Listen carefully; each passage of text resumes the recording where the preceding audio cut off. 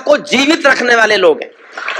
सुबह के 4 बजे जब आपके घरों में 300 चैनल आते हों, सुबह के 4 बजे भी लोग कविता के लिए बैठे हैं, तो साहब डॉक्टर कुंवर बेचैन साहब, कविता के पास कुछ तो होगा, कुछ तो होगा कविता के पास। और बहुत विधाएं आई, हास्य की विधाएं आई, वो अपनी अपनी विधाएं, चाहे लाफ्टर चैलेंज है, चाहे हाफ इंडिया हाफ है, लाफ इंडिया लाफ है, जाने क्या क्या है, वो सब विधाएं 31 दिसंबर को शराब के नशे में डूबे हुए डिस्को हैं। लेकिन कविता तो संवत्सर की धारा है, जो रही है रहेगी। और बलबीर सिंह रंग की धरती है, यहाँ संस्कारों ने जन्म लिया ही होगा। तुलसीदास यहाँ, खुसरो यहाँ। तो मैं एक कविता आपको सुनाता हूँ। देखिए, कश्मीर पर मैंने कविता 29 साल पढ़ी, और 5 अगस्त को जब आर्टिकल 370 हटा, मैं दुनिया का सबसे खुशनसीब आदमी था। 29 साल रोया मैं हिंदुस्तान में कविता लेकर। 1990 में लिखी थी, और मेरे पहले श्रोता थे उस कविता के श्रद्धेय अटल बिहारी वाजपेयी जी और लाल कृष्ण आडवाणी जी। लेकिन 29 साल बाद मेरी वो कविता मरी। मैं उस कविता में कोई परिवर्तन नहीं कर रहा, केवल एक शब्द बदल रहा हूं। जब मैं है पढ़ता था, आज मैं उसको थे पढ़ रहा हूं, क्योंकि मैंने यहाँ बहुत साल से आया नहीं हूं, इसलिए उस कविता को पढ़ना चाहता हूं। ये 5 अगस्त को संसद में भी पढ़ी गई थी, और आप इस कविता को सुन लीजिए। इसके बाद में जो आप कहेंगे मैं पढ़ दूंगा, और नहीं कहेंगे कि मत पढ़ो तो फिर नहीं पढ़ूंगा। स्वागत है दादा जी। ये सब आपको सुनने के लिए तो बैठे हैं सुबह तक, और मैं भी इनको सुनाने के लिए बैठा हूं शाम के 9 बजे से। मौका ही नहीं दे रहे। अरे मुझे कहीं मौका तो देते, 10 बजे 11 बजे 12 बजे, तो काहे को कष्ट पा रहे होते सब लोग यहाँ इतनी देर तक। बहुत अच्छा सबने पढ़ा, सब इतना जमे, प्रारंभ से लेकर अब तक। गौरव ने जो ऊर्जा दी कवि सम्मेलन को अब तक, और कीर्ति ने जो प्राण दिए कवि सम्मेलन को। विष्णु तो हमारा है ही लाडला प्यारा गीतकार। मेरे बाद 2 हमारे विशिष्ट लोग रह गए हैं, श्रद्धेय डॉक्टर कुंवर बेचैन साहब और भदौरिया साहब, जो कविता के दोनों बड़े शिल्पी हैं। मैंने उनसे पहले अपना नंबर इसलिए लगवा लिया कि मेरी भी कुछ व्यवस्था है जाने की, और जिस बात पर मैं 10 साल नहीं आया, आज फिर वही करने जा रहे थे मेरे साथ। लेकिन राजकुमार ने मुझे कैसे मनाया। हुजूर आप बैठ जाओ प्लीज। किन की तलाश में हो? गौरव चौहान बता रहा है कि वो आज नहीं आई। अच्छा गौरव, तुझे कैसे पता? मत बोल मेरे बीच में, मैं तेरे समर्थन पर टिका हुआ कवि नहीं। सुनिए मुझसे।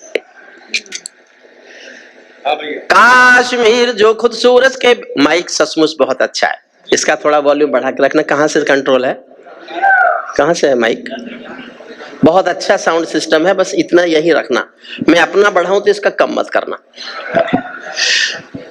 काश्मीर जो खुद सूरज के बेटे की राजधानी थी, डमरू वाले शिव शंकर की जो घाटी कल्याणी थी। काश्मीर जो भूमंडल का स्वर्ग बताया जाता था, जिसकी मिट्टी को दुनिया में अर्घ चढ़ाया जाता था। काश्मीर जो भारत माता की आंखों का तारा था। काश्मीर जो लाल बहादुर को प्राणों से प्यारा था। काश्मीर वो डूब गया था अंधी गहरी खाई में, फूलों की घाटी रोती थी मरघट की तन्हाई में। फूलों, जागरूक हो जाइए थोड़ी देर के लिए, मुझे जोश देंगे।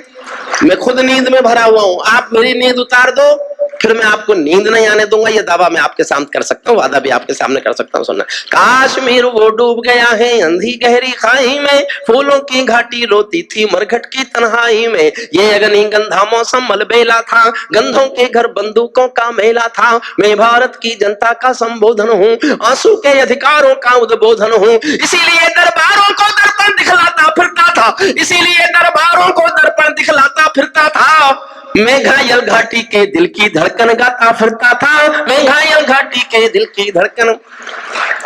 काश्मीर था जहां तमंचे थे केसर की क्यारी में। 5 अगस्त से पहले का कश्मीर देखना। काश्मीर था जहां तमंचे थे केसर की क्यारी में। काश्मीर था जहां रुदन था बच्चों की किलकारी में। काश्मीर था जहां तिरंगे झंडे फाड़े जाते थे, 47 के बंटवारे के घाव उगाड़े जाते थे। काश्मीर था जहां हौसलों के दिल तोड़े जाते थे, खुदगर्जी में जेलों से हत्यारे छोड़े जाते थे। खुदगर्जी में जेलों से हत्यारे छोड़े जाते थे। अपहरणों की रोज कहानी होती थी, धरती मैया पानी पानी होती थी। झेलम की लहरें भी आंसू लगती थी, गजलों की बहरें भी आंसू लगती थी। मैं आंखों के पानी को ललकार बनाता फिरता था, मैं घायल घाटी के दिल की धड़कन गाता फिरता था। मैं घायल काश्मीर था जहां गर्द में चंदा सूरज तारे थे, झरनों का पानी रक्तम था, झीलों में अंगारे थे। काश्मीर था जहां फिजाएं घायल दिखती रहती थी, गर्म हवाएं घाटी का राशि फल लिखती रहती थी।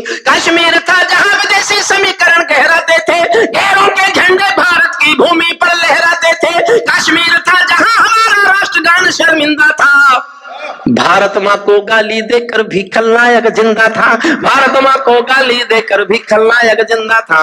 काश्मीर था जहां देश का शीश झुकाया जाता था। सत्य घटना पर लिखी हुई पंक्ति है, ऐसा जिस दिन हुआ था मैंने उसी दिन लिखी थी। समर्थन चाहता हूं पूरे सदन का, आप समझ जाए तो। काश्मीर था जहां देश का शीश झुकाया जाता था, मस्जिद में गद्दारों को खाना भिजवाया जाता था, मस्जिद में गद्दारों को खाना भिजवाया जाता था। गूंगा बहरापन ओढ़े सिंहासन था, लूले लंगड़े संकल्पों का भाषण था। फूलों की घाटी लाशों का मंडी थी, अनुशासन का पूरा दौर शिखंडी था। मैं इस कोढ़ी कायरता की लाश उठाता फिरता था, मैं घायल घाटी के दिल की धड़कन गाता फिरता। हमको दो आंसू नहीं आते थे अनहोनी घटना पर। कल का दिन 19 जनवरी 1990 को 4.5 लाख पंडितों ने कश्मीर घाटी छोड़ी थी। अपने दिल पर हाथ रखकर बताना, क्या इससे बड़ी मॉब लिंचिंग हिंदुस्तान में 70 साल में कोई हुई है क्या? सबसे बड़ी मॉब लिंचिंग। कोई मानव अधिकार वाला रोने नहीं आया, किसी शाहीन बाग में धरना नहीं दिया गया। 4.5 लाख लोग एक सूबे से मार पीट कर उनकी बहन बेटियों के साथ बलात्कार करके उनको निकाल दिया जाए और यह देश चुप रहे और 30 साल चुप रहे। तब सुनना, हमको दो आंसू नहीं आते थे अनहोनी घटना पर, थोड़ी सी चर्चा होती थी बहुत बड़ी दुर्घटना पर। राजमहल को शर्म नहीं थी घायल होती छाती पर, भारत मुर्दाबाद लिखा था श्रीनगर की छाती पर। मन करता था फूल चढ़ा दूं लोकतंत्र की अर्थी पर। भारत के बेटे शरणार्थी हो गए अपनी धरती पर, भारत के बेटे शरणार्थी हो गए अपनी धरती पर। वे घाटी से खेल रहे थे गैरों के बलबूतों पर, जिनकी नाक टिकी रहती थी पाकिस्तानी जूतों पर। कश्मीर को बंटवारे का धंधा बना रहे थे वे, जुगनू को बैसाखी देकर चंदा बना रहे थे वे। फिर भी खून सने हाथों को न्योता था दरबारों का।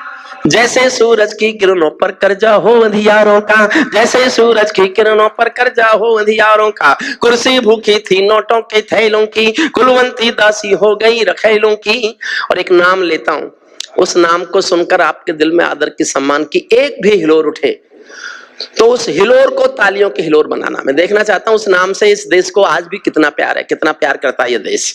कुर्सी भूखी थी नोटों के थैलों की, कुलवंती दासी हो गई रखेलों की। घाटी आंगन हो गई खूनी खेलों की, बहुत जरूरत थी सरदार पटेलों की, बहुत जरूरत थी सरदार पटेलों की। मैं घाटी के आंसू का संतास मिटाता फिरता था, मैं घायल घाटी के दिल की धड़कन गा।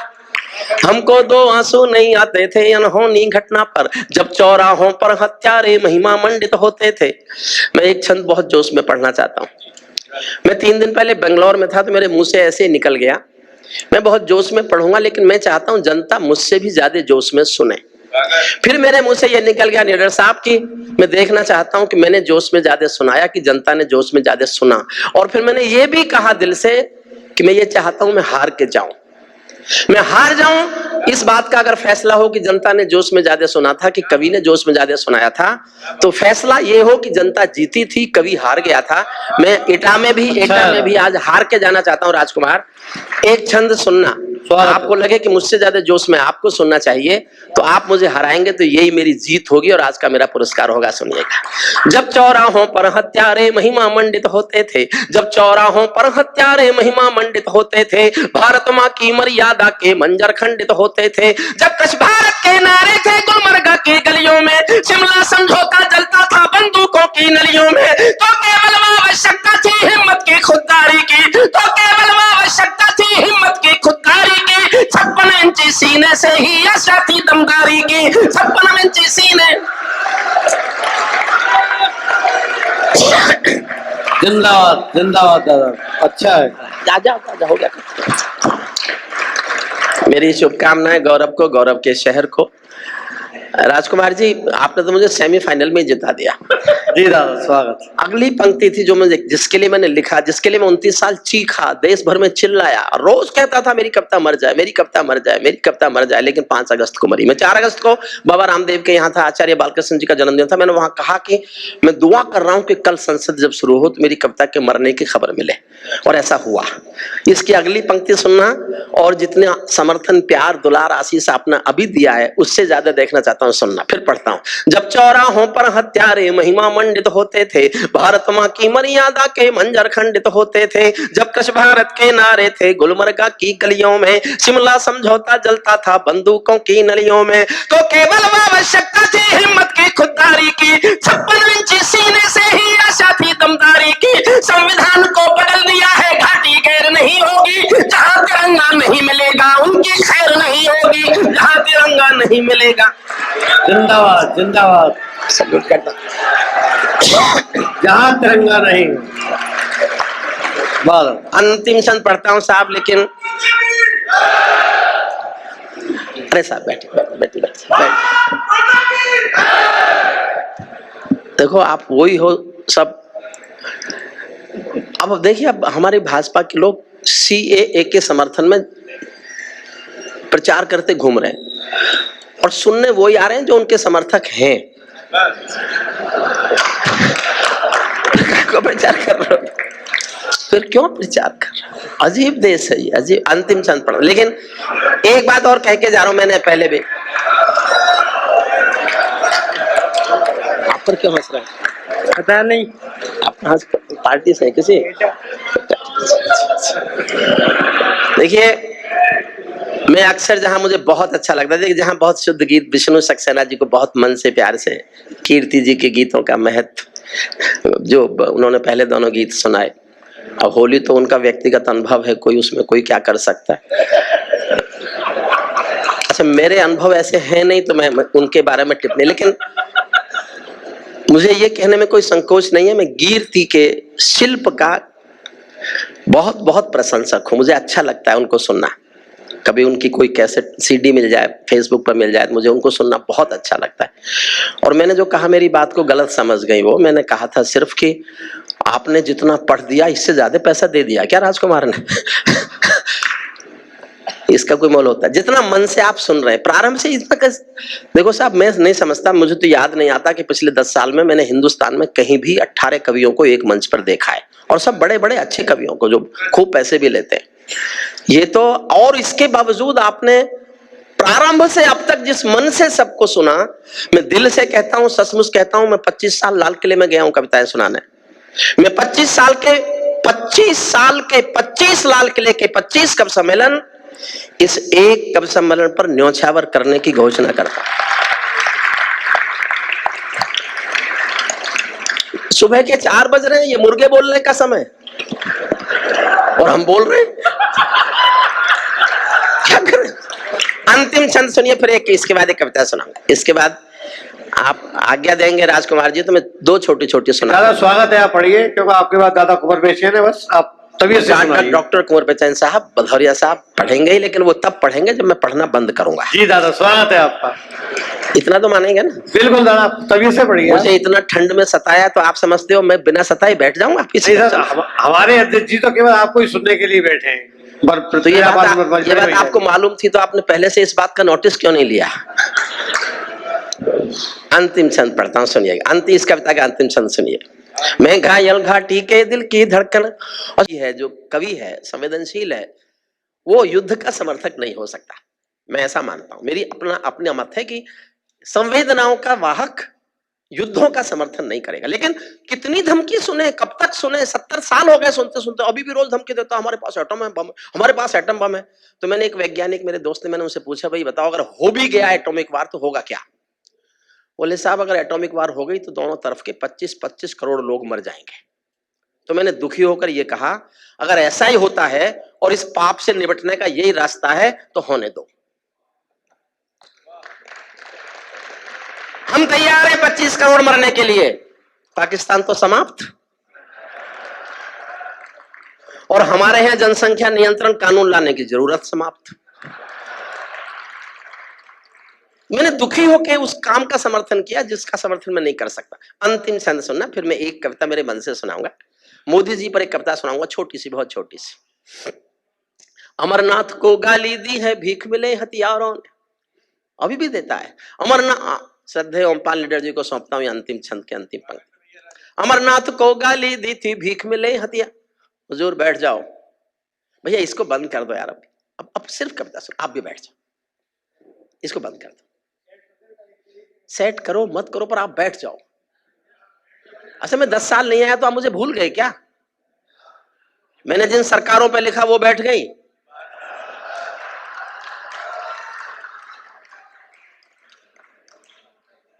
अमरनाथ को गाली दी थी, भीख मिले हथियारों ने, चांद सितारे टांक लिए थे, खोल लिपी दीवारों ने, इसीलिए नाकाम रही थी कोशिश सभी उजालों की, क्योंकि ये सब कठपुतली थे रावलपिंडी वालों की, क्योंकि ये सब कट, जोश चाहिए सुनना, क्योंकि ये सब कठपुतली थे रावलपिंडी वालों की। अंतिम एक चुनौती दे दो सीमा पार पड़ोसी को, अंतिम एक चुनौती दे दो सीमा पार पड़ोसी को, गीदड़ कायरता ना समझे सिंहों की खामोशी को, हमको अपने खट्टे मीठे बोल बदलना आता है, हमको अब भी दुनिया का भूगोल बदलना आता है, हमको अब भी दुनिया का भूगोल बदलना आता है।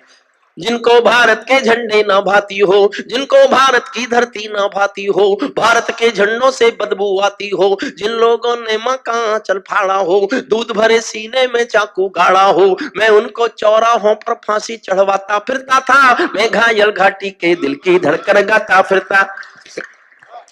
देखिए मोदी जी पे क्या, देखिए देश परंपराओं का है, निष्ठा का है, भरोसे का है, विश्वास का है, विश्वास का है। अभी मैं किसी की, पता नहीं मेरे व्हाट्सएप पे किसी ने भेजी 2 लाइन, थ्रिल किया मुझे। अगर ये आपका घर है तो आपको डर क्या है, और आप घुसपैठी हैं तो फिर ये आपका घर कहां है?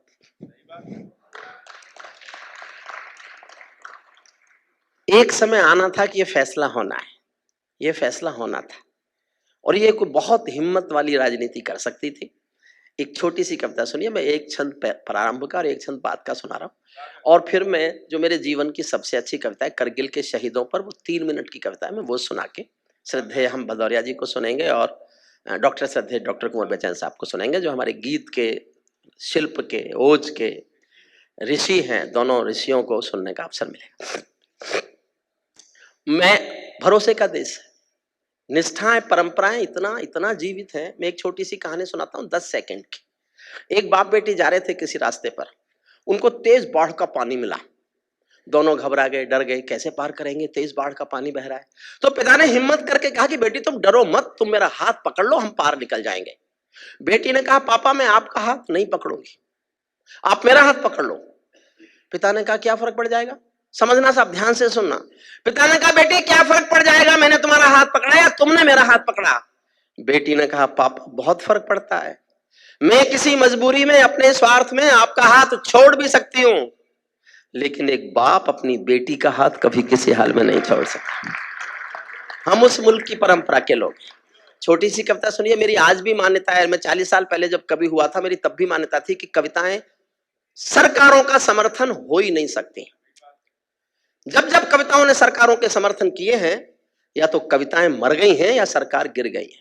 मैंने जीवन में कभी किसी के समर्थन में लिखा ही नहीं। एक कविता लिखी वाजपेयी साहब के समर्थन में, जब उन्होंने परमाणु विस्फोट किए तो मेरे से रहा नहीं गया, मुझे बहुत बड़ा कदम लगा, और मैं वो एक लंबी कविता लिख के परमाणु विस्फोट के समर्थन में वाजपेयी साहब को जा सुनाई, प्रधानमंत्री जी को। बड़े खुश हुए, बोले बहुत अच्छी कविता लिखी है। मैंने कहा जी 2 बातें होंगी, ये सत्य बोल रहा हूं मैं आपको, मंच पर बैठा हूं रंग जी के नाम पर, ये बिल्कुल उनसे मैंने यही कहा। मैंने कहा जी या तो मेरी कविता बचेगी या आपकी सरकार बचेगी, और इतिहास में लिखा है कविता बची सरकार गिरी।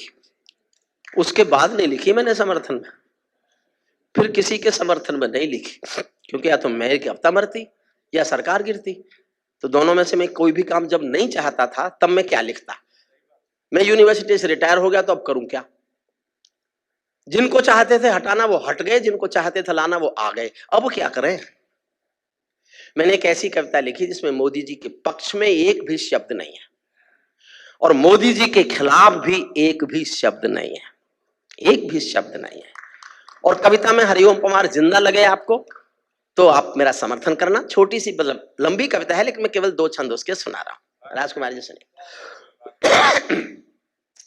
मैं ताजों के लिए समर्पण वंदन गीत नहीं गाता, मैं ताजों के लिए समर्पण वंदन गीत न... बोर तो नहीं हो रहे ना, नींद तो नहीं आ रही ना, तो एक बार तालियां उठाइए आपके बस में।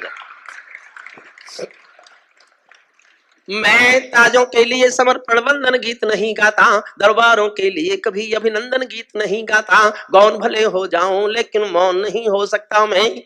एक पंक्ति में समझना, चौथी पंक्ति में मैं हूं क्या और मैं कहना क्या चाहता हूं।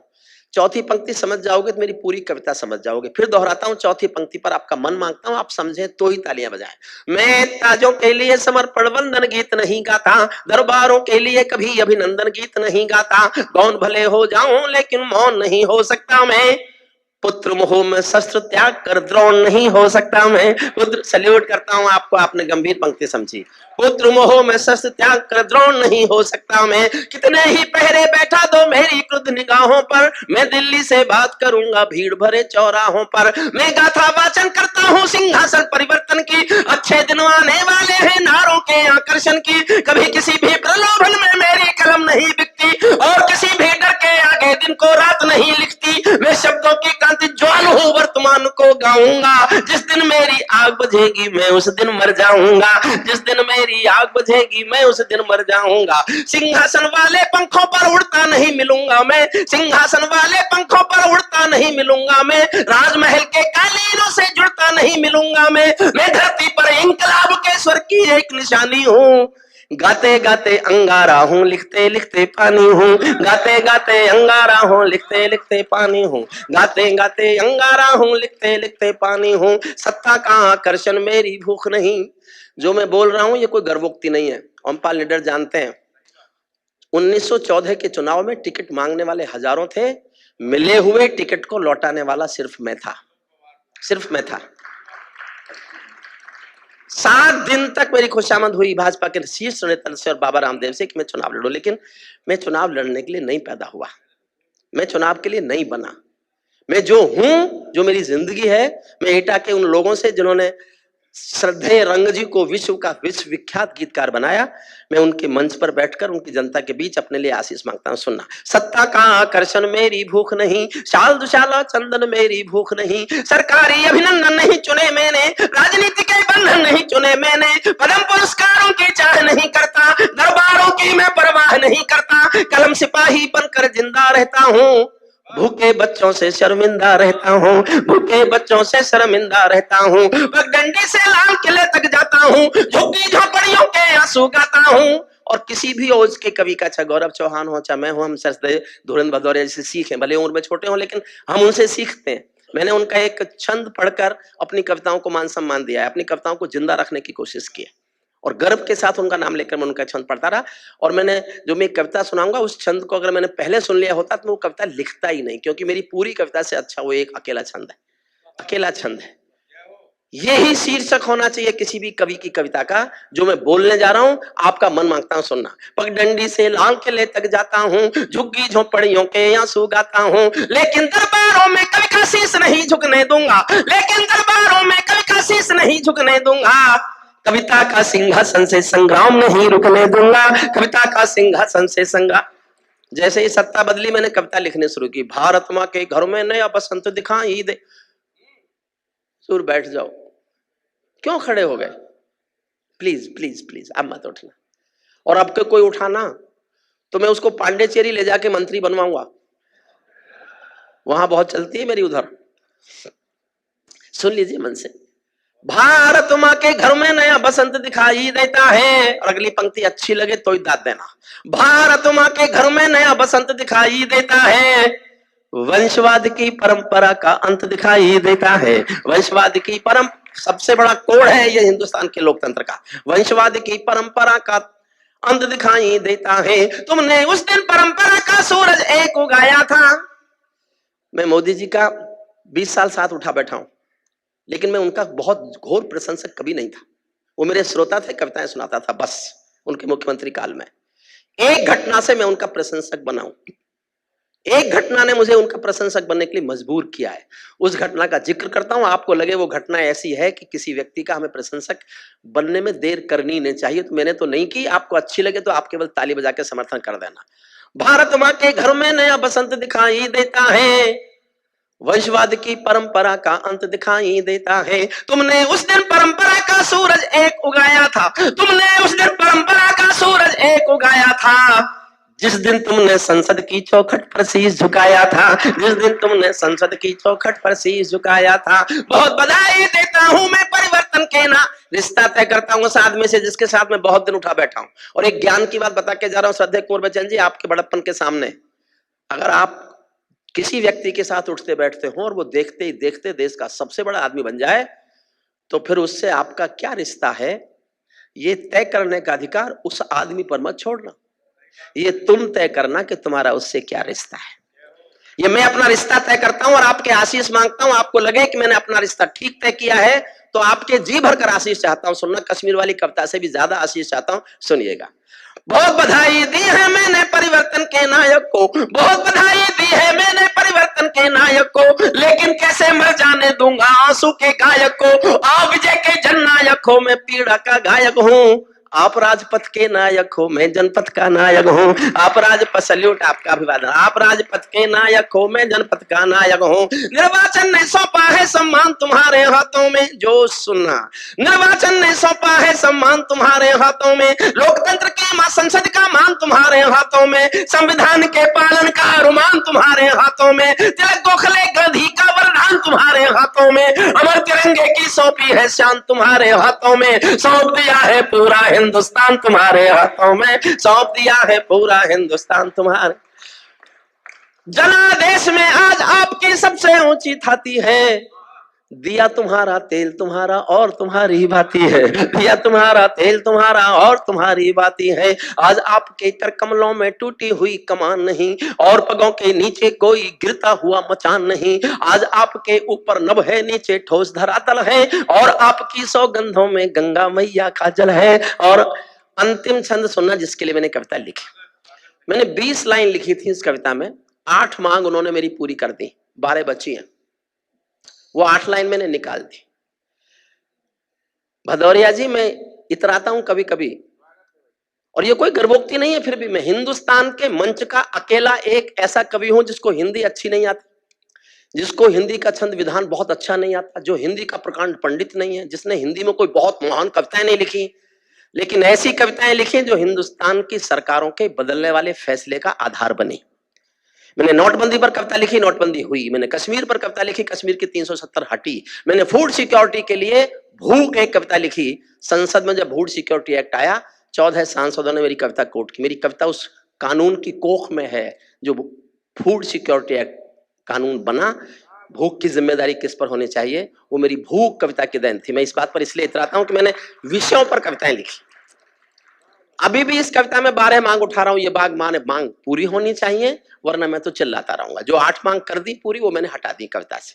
अंतिम छंद सुनना इसका। ये सौगंध तुम्हारी है, मैं देश नहीं बिकने दूंगा। यही नारे थे ना उनके 14 के। ये सौगंध तुम्हारी है, मैं देश नहीं बिकने दूंगा, देश नहीं मिटने दूंगा, मैं देश नहीं झुकने दूंगा। है मेरा विश्वास कभी सौगंध नहीं तोड़ोगे तुम, भारत माँ की सेवा का अनुबंध नहीं छोड़ोगे तुम। ऐसा कुछ कर जाओ पूरा देश देखता रह जाए, देश नहीं भूमंडल का प्रवेश देखता रह जाए। ऐसा कुछ कर जाओ। अब मैं वो 12 मांग बता दे, एक एक लाइन में एक एक मांग है। देखिए साहब, एक बात और कहना चाहता हूं। देश कैसे खूबसूरत बनेगा, ये काम सरकारों का है। सड़कें कैसे सुंदर बनेंगी, ये काम सरकारों का है, किसी की सरकार हो। हवाई अड्डे कैसे खूबसूरत बनेंगे, काम सरकारों का है। हमारी नदियां कैसे साफ रहेंगी, ये काम सरकारों का है। लेकिन आदमियत की, इंसानियत कैसे और अच्छा बनेगी, ये काम साहित्यकारों का है, संतों का है, उन लोगों का है जो गुलाब जल छिड़कते हैं। हमको अपनी जिम्मेदारी पूरी करना चाहिए, सरकार अपनी जिम्मेदारी पूरा करे। किसी भी मुल्क की संस्कृति की आत्मा संवेदना है। संवेदना मरेगी तो संस्कृति मरेगी, संस्कृति मरेगी तो संस्कार टूट जाएंगे, संस्कार टूट जाएंगे तो अराजकता आ जाएगी। एक छोटी सी कहानी सुनना, मेरे व्हाट्सएप पर आई। रात को 10 बजे मैं सोने वाला था, पढ़कर मैं सो नहीं पाया रात भर।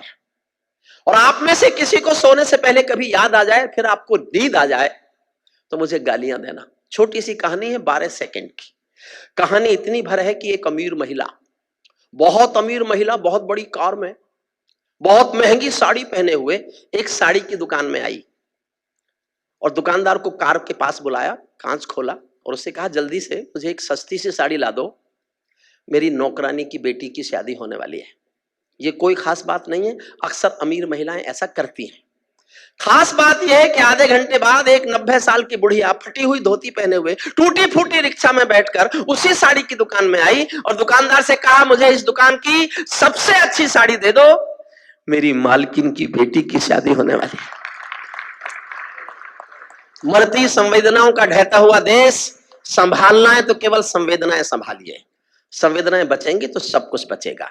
मैं एक एक पंक्ति, एक एक मांग कर रहा हूं और मैं चाहता हूं कि आप उनका समर्थन करना चाहें तो करें, नहीं करना चाहें तो मत करें। ये मेरा चार्टर है सरकार के सामने।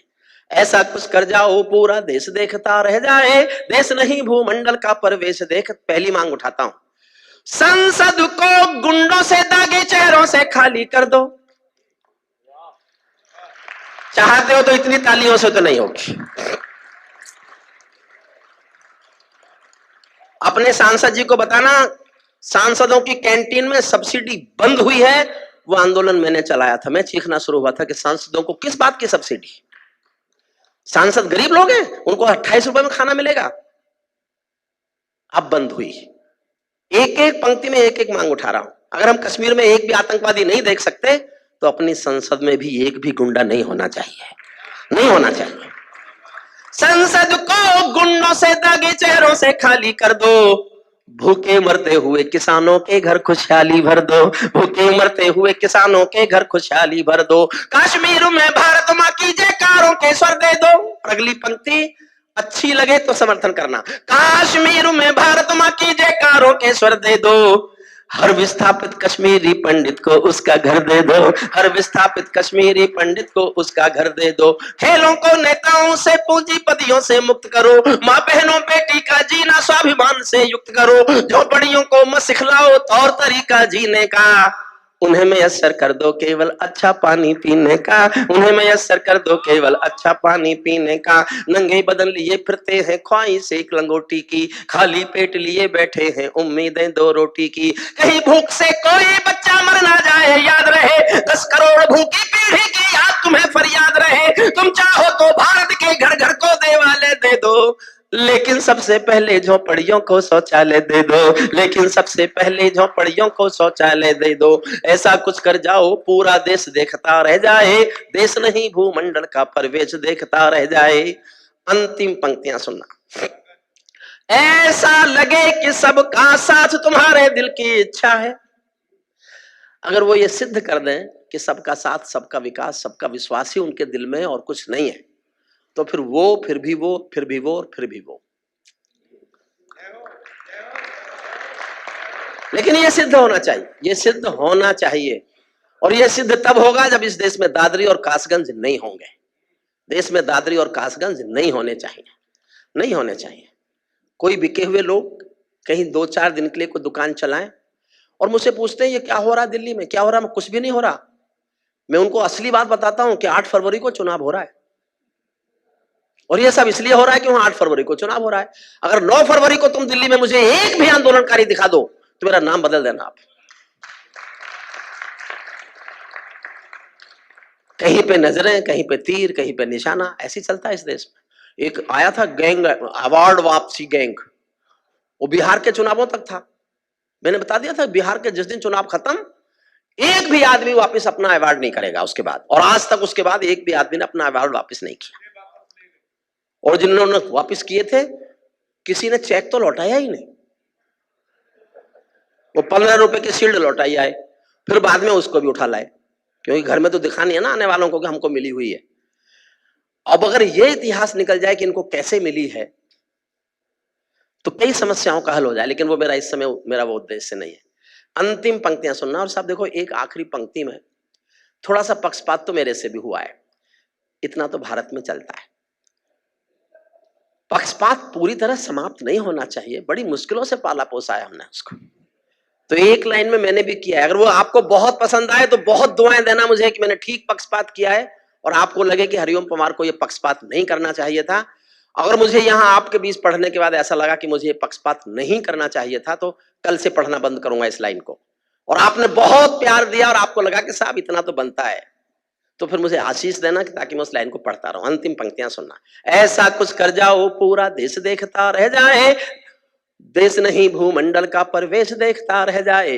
ऐसा लगे कि सबका साथ तुम्हारे दिल की इच्छा है, सामाजिक सद्भाव तुम्हारी सबसे कड़ी परीक्षा है, सामाजिक सद्भाव तुम्हारी सबसे कड़ी परीक्षा है। ऐसा लगे कि गुजराती बेटा गांधी का सपना है, ऐसा लगे कि भारत का सरपंच हमारा अपना है, ऐसा लगे कि सवा अरब की आबादी का दमखम हो, ऐसा लगे कि भारत की सब तहजीबों का संगम हो, ऐसा लगे कि देशद्रोहियों को तुमने ललकार दिया, ऐसा लगे कि देशद्रोहियों को तुमने ललकार दिया, ऐसा लगे कि भारत माँ का हर दुश्मन धिक्कार दिया, ऐसा लगे कि काले धन का पूरा खेल हिल गया है, ऐसा लगे कि दिल्ली को सरदार पटेल मिल गया है, ऐसा लगे कि दिल्ली को सरदार। बहुत बहुत सैल्यूट। एक छोटी सी कविता 4 मिनट की और पढ़ता आज्ञा लेके भदौरिया जी से और डॉक्टर कुंवर बेचैन साहब से, सभी से मान लो, वरना ये आंख काढ़ेगा राजकुमार। इतने पैसा दिए हैं दादा आपको सुनने के लिए सारे लोग बैठे। खैर मैं तो सर झुका ही सकता हूँ, सर झुका के अभिवादन कर सकता हूँ, लेकिन ऐसे मत करना कभी कि 2 बजे घर भेज दूंगा। सच मानिए मैंने पिछले 10 सालों में शायद कभी भी 2 बजे के बाद कविता पाठ नहीं किया। ये पहली बार है कि मैं 2 बजे के बाद कहीं किसी शहर में कविता पाठ करता हूँ। मुझे थोड़ी प्रॉब्लम है, कमर में दर्द है रहता है, और मैं रात को जगूं तो बढ़ जाता है। खड़े होने के लिए डॉक्टर ने मना किया हुआ है, और डॉक्टर की बात मान लेनी चाहिए। जो लोग डॉक्टर की बात नहीं मानते तो वो ऊपर भेज देता है। तो करगिल के शहीदों पर मैं कविता सुनाता हूँ। आपके यहाँ भी करगिल से, उरी से, पुलवामा से कोई ना कोई बेटा शहीद हुआ होगा, अंतिम संस्कार आपने किया होगा, उस पर एक कविता पढ़ता हूँ। 1-2 टिप्पणी करता हूँ। देखो, भगवान राम मैंने नहीं देखे, हमारे देवता हैं, रक्षक हैं, ये मान्यता है, और मैं भी सनातन धर्म में पैदा हुआ हूं तो मैं भी मानता हूं कि वो हमारे रक्षक देवता होंगे, लेकिन मैंने नहीं देखे। मैंने भगवान कृष्ण भी नहीं देखे। मुझसे कोई पूछे तुमने कोई अपना रक्षक देवता देखा भी है क्या, तो मैं कहता हूं सीना तान के कि हाँ मैंने देखे। मैंने अपने वो रक्षक देवता देखे हैं जो वर्दी पहनकर सीमा पर खड़े हैं और दुश्मन को हमारे देश में नहीं आने देंगे। मैं इन रक्षक देवताओं को सैल्यूट करता हूं, और इन रक्षक देवताओं को सैल्यूट करके 2 अनुरोध करके जाता हूं एटा की जनता से। राजकुमार जी, तुम्हारे कार्यक्रम में सभी मान्य अतिथियों के सामने 2 अनुरोध हैं मेरे। आपके आस पड़ोस में कोई ऐसा परिवार रहता होगा जिसका बेटा शहादत हुई होगी, जिसकी जानकारी में कोई ऐसा परिवार है कि इस घर का कोई बेटा शहीद हुआ है, तो साल में 1 बार आप पिकनिक जाते हैं, त्योहार मनाते हैं, दोस्तियों में जाते हैं, साल में 1 बार उस शहीद के घर फूल लेके जाओ और उसका हालचाल पूछ लो। 1 बार जाओ उसके घर। और दूसरा मेरा निवेदन यह है, आपको, आप बस अड्डे पर हो, आप रेलवे स्टेशन पर हो, आप किसी हवाई अड्डे पर हो, और आपको कोई फौजी वहां से जाता हुआ दिखाई दे और आप वहां बैठे हो, तो 1 बार खड़े होकर 2 तालियां बजा दो, ताकि फौजी को लगे कि पूरा देश उसके साथ। छोटी सी कविता सुनाता हूं, मन से सुनो। मैं गीतकार नहीं हूं। गीतकार हमारे इतने इतने श्रेष्ठ विष्णु भाई हैं, कीर्ति जी हैं, डॉक्टर श्रद्धेय डॉक्टर कुंवर बेचैन साहब हैं, इतने श्रेष्ठ गीत हमने सुने, आदरणीय कवित्रियां सबने, गौरी ने सुनाया, जितनी सब जो गीतकार हैं वो अपने अपने शिल्प के बड़े लोग हैं, और सबने अच्छा पढ़ा। मैं गीतकार नहीं हूं, मैं तो क्या हूं ये तो मुझे नहीं पता अभी। ये सचमुच ये पता नहीं, मैं तो जयप्रकाश नारायण के आंदोलन की कोख से पैदा हुआ कवि हूं। मैं तो नारे लिखने शुरू किए थे जेपी के आंदोलन के लिए। मैं जेपी के आंदोलन की कोख से पैदा हुआ। मैंने 1975 में मीसा भोगाया, लेकिन राजनीति मेरी रुचि कभी थी नहीं, कभी नहीं थी। नारे लिखते लिखते वो नारे, जब आंदोलन समाप्त हो गया तो मैं नारों का क्या करूं, मैं उन नारों को तुकबंदी करने लगा, तो वो हो गया, चल गया। और देश ने कहा कि तू तो कवि है। मैंने कहा भी कि नहीं हूं, बोले नहीं तू है, तो मैंने मान लिया, तो मैं क्या करता। ये राजकुमार से मैंने कहा कि पैसे लूंगा, तो कहा करोगे पैसे का, कहा करोगे पैसा। तो देखिए, मैं आने वाली 24 मई को, मुझे कोई संकोच नहीं है, अब लगभग अंतिम निर्णय है कि मैं आने वाली 24 मई को मेरा जन्मदिन है, मैं 70 साल का हो जाऊंगा। उसके बाद मैं ये पारंपरिक कवि सम्मेलन जो रात भर चलते हैं नहीं करूंगा जी। हाँ, मैं नहीं पढ़ूंगा, नहीं करूंगा।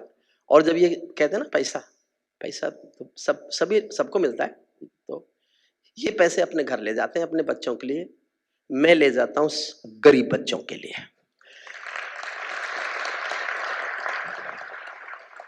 इस समय 850 गरीब बच्चे, आपके चारों तरफ मेरे विद्यार्थी जज हैं आजकल। कासगंज में बिटिया अलका है, सिकंदराराव में बलराम पंवार है, इटावा में तालियान है, ये सब मेरे विद्यार्थी वहां से निकले हुए हैं।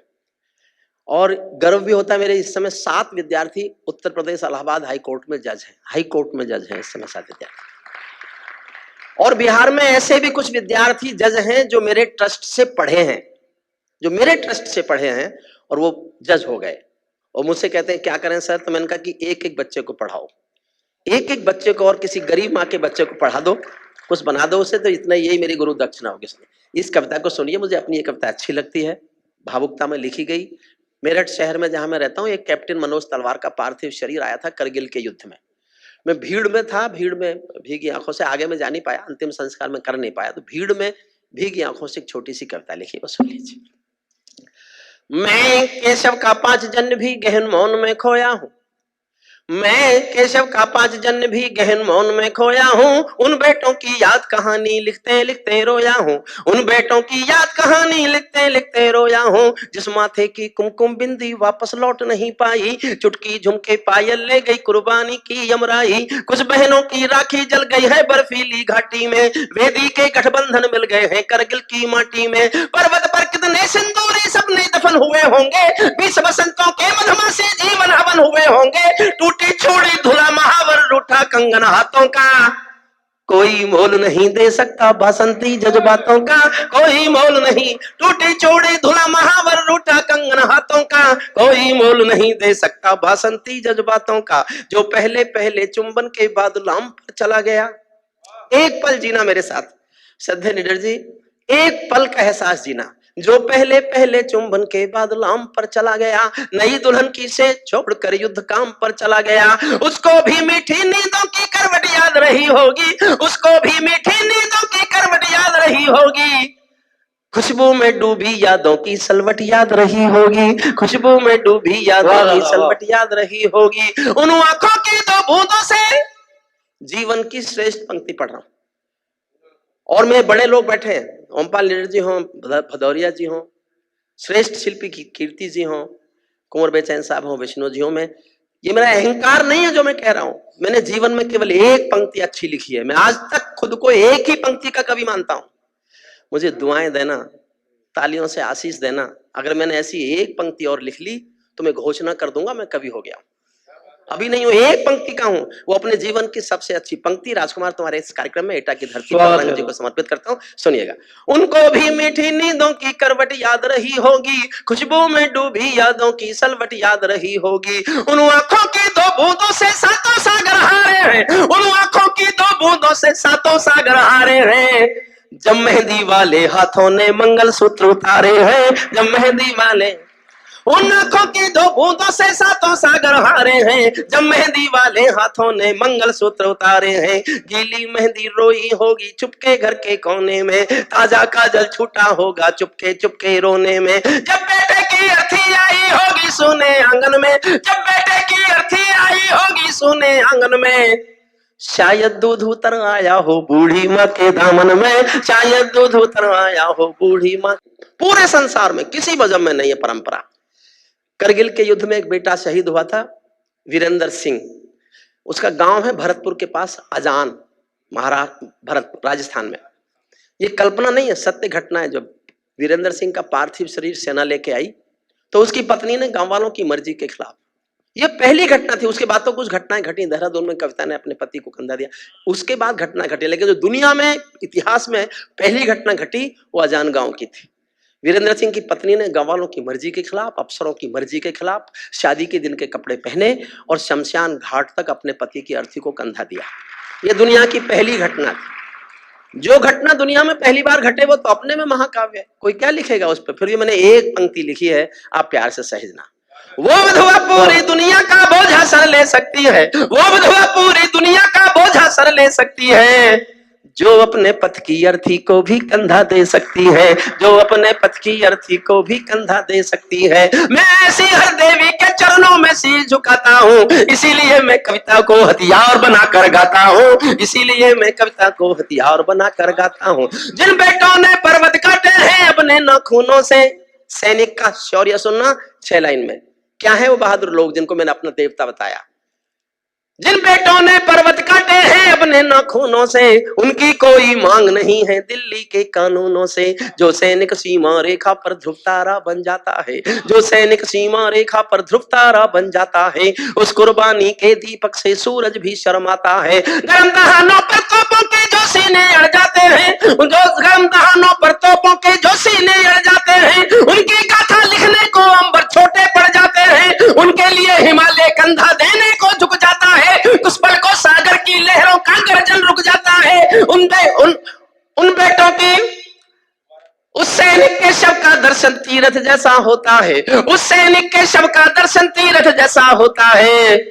चित्र शहीदों का मंदिर की मूरत जैसा होता है, चित्र शहीदों का मंदिर की मूरत जैसा होता है। क्या ये देश उन्हीं का है जो सीमा पर मर जाते हैं? क्या ये देश उन्हीं का है जो सीमा पर मर जाते हैं? अपना खून बहाकर टीका सरहद पर कर जाते हैं। कोई युद्ध वतन की खातिर सबको लड़ना पड़ता है, संकट की घड़ियों में सबको सैनिक बनना पड़ता है। जो भी कौम वतन की खातिर मरने को तैयार नहीं, उसकी संतति को आजादी जीने का अधिकार नहीं। उसकी अंतिम 4 लाइन पढ़ता हूं मैं, केवल अंतिम 4 लाइन। मेरे मन में थी एक पंक्ति नेताओं पर बहुत कठोर लिखने की, बहुत कठोर, और ये सोचता था मैं कि कठोर, बहुत कठोर पंक्ति हो, लेकिन ऐसी हो कि उनकी समझ में आए नहीं, नेता समझे नहीं, और समझे तो इतनी देर में समझे जब तक मैं निकल लूं। ईमानदारी से विचार करना, इससे सख्त क्या हम उनको बोल सकते हैं? और एकदम आपकी भी समझ में नहीं आएगी कि मैं कितनी सख्त बात कह गया। मैंने अपने पढ़े लिखे होने का फायदा उठाया और एक सख्त बात कह के मैं समाप्त करता हूं, जो अच्छा है, एटा का है, हिंदी का है, रंग जी की धरती का है। अरे 2 लाइन और है भाई, वहां से कोई नहीं। क्या ये देश उन्हीं का है जो सीमा पर मर जाते हैं, अपना खून बहाकर टीका सरहद पर कर जाते हैं। कोई युद्ध वतन की खातिर सबको लड़ना पड़ता है, संकट की घड़ियों में सबको सैनिक बनना पड़ता है। जो भी कौम वतन की खातिर मरने को तैयार नहीं, उसकी संतति को आजादी जीने का अधिकार नहीं। सैनिक अपने प्राण गंवा कर देश बड़ा कर जाता है, सैनिक अपने प्राण गंवा कर देश बड़ा कर जाते हैं। बलिदानों की बुनियादों पर राष्ट्र खड़ा कर जाते हैं। जिनको मां के बलिदानी बेटों से प्यार नहीं होगा, उन्हें तिरंगे को लहराने का अधिकार नहीं होगा। उन्हें बहुत बहुत धन्यवाद, बहुत बहुत धन्यवाद।